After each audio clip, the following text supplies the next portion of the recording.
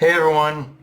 Okay, so right out of the gate we got a new opening, and obviously I'll say this right now, the visuals were immaculate. But even more than that, I love how this opening uses its visuals and song to tell us Elbaf's story, in a sense of the word. Like, the song itself has a very gentle tone mirroring the ideas and themes of this arc, that while Elbaf is a country of giants, there is much more. There's gonna be much more to this arc and to Elbaf itself beyond the surface level of its warrior culture. Like, there's much more that we're going to explore with this arc. The most surprising thing about this song, though, is how well it kind of fits with some of the darker elements of the opening as well. Like, obviously, there's a lot of melancholic scenes, which the song obviously fits with the visuals quite well. But I'm talking more the moments that highlight the darker, more brutal aspects from the manga, the ones that involve the antagonists and whatnot, the antagonists of this arc. And like, it's in those areas where you'd expect a more heavy song to fit better. But this opening song, despite how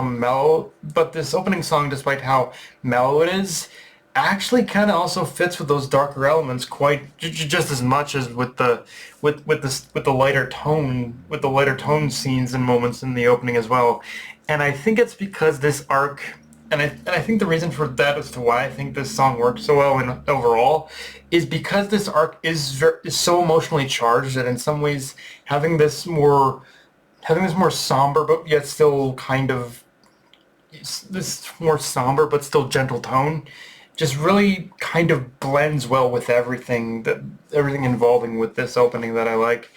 Um, with that said, the episode itself definitely left me with some strange feelings because, on one hand, I will say this right at gate. I am preferring the pace at which this is playing out far more than I did with the manga.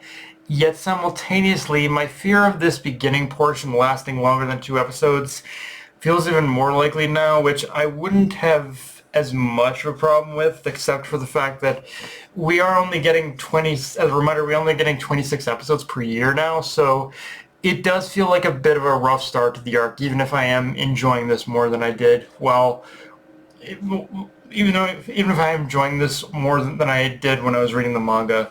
Which, on that note, this episode's art direction is not subtle at all in showing that the Straw Hats are essentially trapped in a giant toy castle slash playroom.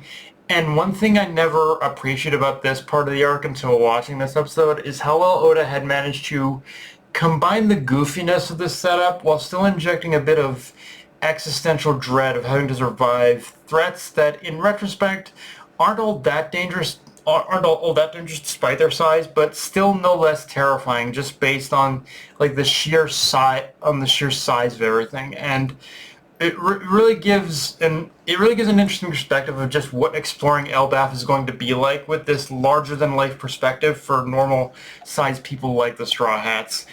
And yeah,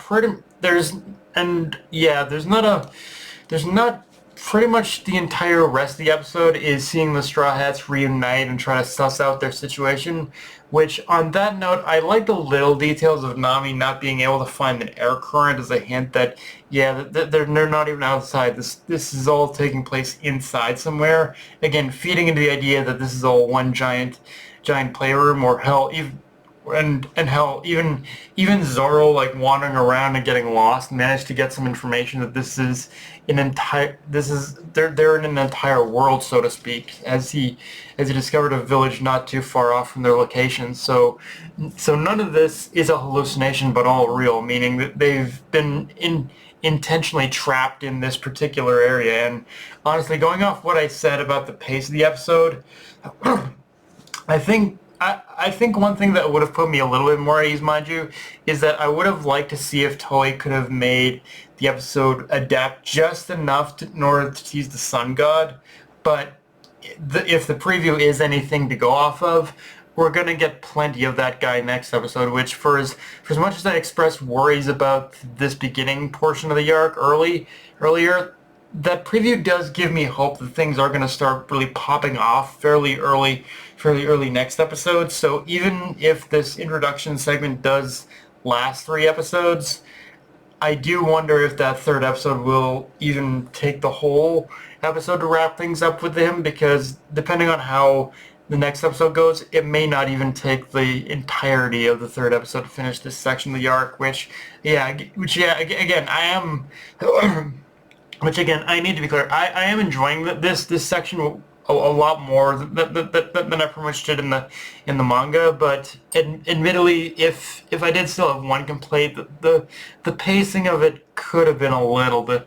The pacing of it always did feel like the pacing of this part of Elbaf always did make it feel like little more than a pretty much like side thing, like a little bit like a side thing, and just like that I just wanted to get out of, honestly. But again, I'm actually enjoying this a lot more than I did before.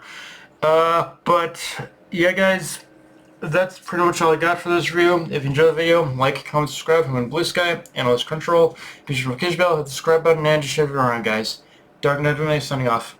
Later, everyone.